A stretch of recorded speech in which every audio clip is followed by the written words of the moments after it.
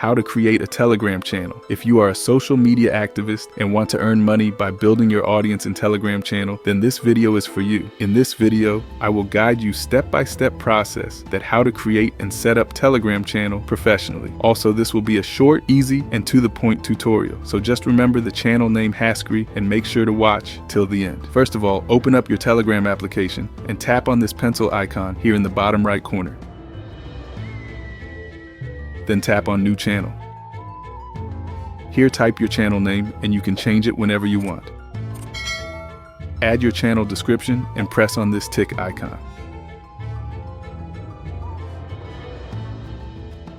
Now there are two options. Choose this option. If you want to create a public channel that can be found in search, anyone can join them. Choose this second option if you want to create a private channel that can only be joined via invite link. Here type your channel link, or in simple, you can say it channel username. Once done, press on this tick icon again. Add members from your contacts if you want to. If not, simply tap here. Now our Telegram channel has been created, but wait for its important settings.